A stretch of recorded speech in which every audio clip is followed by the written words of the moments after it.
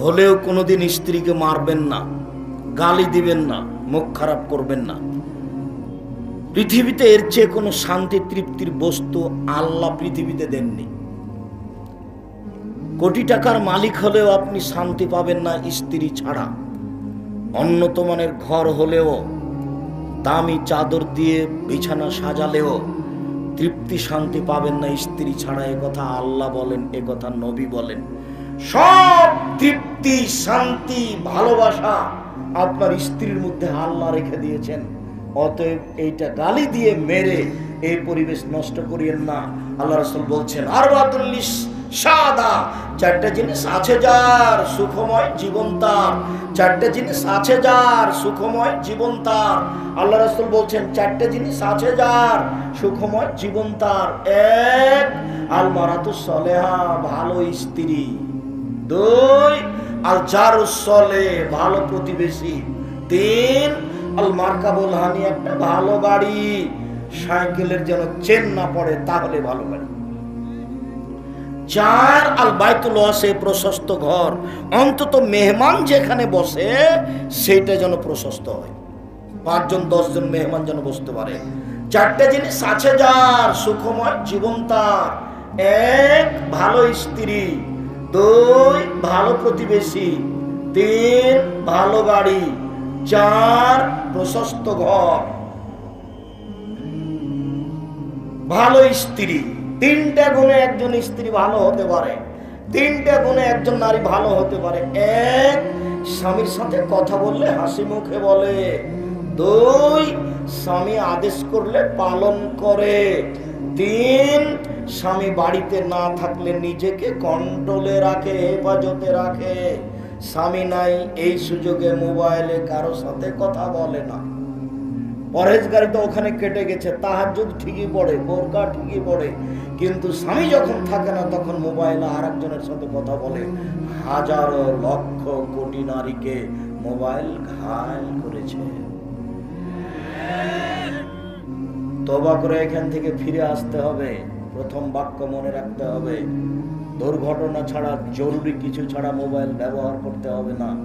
ওকে ঘৃণা করতে হবে, ও আপনার ভালোর জন্য আসেনি। কিছু ভালো আছে এ কথাই ঠিক, প্রায়াংশ ক্ষতি আছে এ কথাই ঠিক। সম্মানিত দ্বীনি ভাই বোন, বলছিলাম 3টার ভিত্তিতে একজন নারী ভালো হতে পারে। এক, স্বামীর সাথে কথা বললে হাসি মুখে বলে। দুই, স্বামী আদেশ করলে পালন করে। আপনাকে একটা কথা বলছি এখানে মধ্যে, স্ত্রীকে আদেশ করবেন, নিজে নিজে জুতা খুঁজবেন না, নিজে নিজে স্যান্ডেল খুঁজবেন না, নিজে নিজে জামা খুঁজবেন না, নিজে নিজে চিরনিখান খুঁজবেন না। নইলে আপনার স্ত্রী মনে করবে আমার উপরে রাগ করেছে, সেজন্য বলে না। আপনি বলবেন, খালেদা চিরুনিটা দেখে নিয়ে আসো তো, খালেদা ওই জামা কোথায়, এখানে নিয়ে আসো তো জামাটা, 1 গ্লাস পানি নিয়ে আসো। আল্লাহর নবী এভাবেই বলতেন, আয়েশা জি নাবিরুল খুমরা মিনাল মসজিদ, মসজিদ থেকে জায়নামাজটা দাও। তখন আয়েশা বলছেন, আরে আমি তো ঋতুবতী, আমার হাইজ হয়েছে। তখন আল্লাহ রাসূল বলছেন, হাইজ কি তোমার হাতে লেগে আছে? যাও যাও মসজিদে যাও, জায়নামাজটা নিয়ে আসো। আয়েশা জি হালবিল মুদি ওয়া সাজিহা, ছুরিখান নিয়ে আসো তো, ভেড়া জবে করবো, ধারালো করে নিয়ে আসো। ছুরি ধারালো আমাদের দেশে পুরুষ মানুষে করে। আল্লাহ নবী আয়েশা রাদিয়াল্লাহু তাআলা আনহাকে বলেন যে ছুরি ধারালো করে নিয়ে আসো। আমি যেটা বলতে চাচ্ছি সেটা হলো, আল্লাহর নবী তার স্ত্রীকে কি করতেন? আদেশ করতেন। স্ত্রীকে আদেশ করবেন, নাম ধরে বলবেন। যদি নাম ধরে না বলতে পারেন তাহলে বড় ছেলে বড় মেয়ের নামে বলবেন। আহমদের মা শোনো, ও আহমদ এদিকে শোনো, আহমদের মা শোনো, আব্দুল্লাহর আম্মা শোনো, এভাবে বলবেন। নইলে সরাসরি নাম ধরে বলবেন। বেশি স্বাদ আছে, ওতে বেশি শান্তি তৃপ্তি আছে। গালি দিবেন না, কখনো নয়, কখনো কটু কথা বলবেন না। একবার যদি বলেন ঠোঁট মোটা, তাহলে 10 বছর আপনাকে ভালোবাসবে না। একবার যদি বলেন তোমার গায়ের রং কালো, তাহলে 10 বছর ভালোবাসবে না। ভুলেও কোনোদিন শ্বশুরকে গালি দিবেন না। একবার যদি শ্বশুর শাশুড়িকে গালি দেন, তাহলে মরা পর্যন্ত আপনাকে আর কোনোদিন ভালোবাসবে না। আপনি মারা গেছেন, ওই ঘরে কেউ নাই, কেউ যদি না থাকে তাহলে আপনার গায়ে লাথি মেরে চলে যাবে, আপনাকে ভালোবাসবে না। তার দাগ কেটে গেছে অন্তর। আপনি তার বাপকে একদিন গালি দিয়েছিলেন, তার মাকে একদিন গালি দিয়েছিলেন, সব জায়গার রাগ গিয়ে গেছে শ্বশুর বাড়িতে নিয়ে। শ্বশুর বাড়িতে যাবে না, আমাকে টাকা দেয়নি সেজন্য। কাপুরুষ, আমি তোমাকে বলিনি যে ভিক্ষা করে খেতে হবে, যৌতুক নিতে হবে না? আব্দুর রাজাক সাহেব, এটা রাজশাহী তাহেরপুর, আমরা যৌতুক নিই না। আচ্ছা ঠিক আছে, এই কথাই ঠিক। যৌতুক নেই রংপুর, লালমনিরহাট, নীলফামারী, কুড়িগ্রাম, পঞ্চগড়, ঠাকুরগাঁয়ের লোকেরা। আমরা যৌতুক নিই না, এই দোষ আমরা ঘাড়ে করতে রাজি নই, নিবও না। যদি ভুল করে কেউ করে থাকি তাহলে সন্দেহ হতে হতে ফেরত দিতে হবে। আর আমি তো বলেছি যে ভিক্ষা করে খেতে রাজি আছি, কিন্তু যৌতুক নিব না। ওই টাকা দিয়ে চাউল কিনে ভাত খেয়ে ইবাদত কবুল হবে না। যৌতুক নেয় যে তার মন ছোট হয়, মুখ ছোট হয়, অন্তর ছোট হয়, তার সব কিছু দুর্বল হয়েছে। দেখো তোমরা বাপ বেটা কিন্তু নিচে হয়ে আছে মুখ তোমাদের, তাই না? তোমরা বাপ বেটা টাকা নিয়েছ, বেটা টাকা নিয়েছো কেন? ভিক্ষা করে খাওয়া। ভিক্ষা করে খাওয়া কেন? জমি জায়গা আছে, চাষাবাদ করে খাও, ব্যবসা করে খাও, দিনে মানুষের বাড়িতে কাজ করে খাও, যৌতুক নিতে হবে না। সম্মানিত দিনী বোন, আপনারা শুনেন, 4টা কাজ করলে জান্নাতের সব দরজা খোলা। 1, 5 ওয়াক্ত সালাত, 2 রমজান মাসে সিয়াম, 3 স্বামীকে মেনে চলা। দিতে লাগলেও মিঠা লাগলেও আপনার স্বামী আপনাকে গালি দেয়, এ কথাই ঠিক। আপনার স্বামী আপনাকে মারে, এ কথাই ঠিক।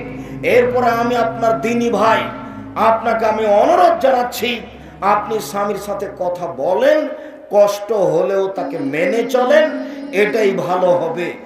আপনি কথা বন্ধ করে আছেন 1 সপ্তাহ থেকে, 15 দিন থেকে, 1 মাস থেকে, 1 গ্লাস পানি চাইলে পানি নিয়ে সামনে থ্যাকস করে রেখে চলে যান, এটা হবে না। খাওয়ার আপনি মেয়ের হাত দিয়ে পাঠান, ছেলের হাত দিয়ে পাঠান, বোমার হাত দিয়ে পাঠান, আপনি নিজে যান না, আপনার ইবাদত কবুল হবে না, এই কথা আল্লাহর নবী বলেছেন। অতএব আপনি খোলা তালাক করে ভিন্ন হয়ে যান, আর না হলে কষ্ট হলেও তার সাথে চলেন। আমি আপনার দিনী ভাই আপনাকে কষ্ট করে চলার জন্য অনুরোধ জানাচ্ছি। এই সংসার ত্যাগ করে আর এক জায়গাতে গেলে সেইটা ভালো হবে, এটা বলা যায় না। অতএব স্বামীকে মেনে চলুন, তিতা লাগলেও মিঠা লাগলেও। 4, জেনায় লিপ্ত হবেন না। আব্দুর রাজাক সাহেব, ছাত্রী জীবনে জেনা ঘটে গেছে, এখন কি করব বলেন? আজ থেকে আপনি জেনা বন্ধ করেন, মোবাইলে কথা বন্ধ করেন, জান্নাতুল মাওয়া পাওয়া যাবে। আল্লাহ তাআলা বলেন, পৃথিবীর মানুষ শুনে রাখো, ওয়ালা নাফসানিল হাওয়া ফাইনাল জান্নাতু হিয়াল মাওয়া। পৃথিবীর পুরুষ নারী যারা অশ্লীল কাজকে বন্ধ করলো, পৃথিবীর পুরুষ নারী যারা অশ্লীল কাজকে বন্ধ করলো, আমি আল্লাহ তাদেরকে জান্নাতুল মাওয়া দিয়ে দিলাম।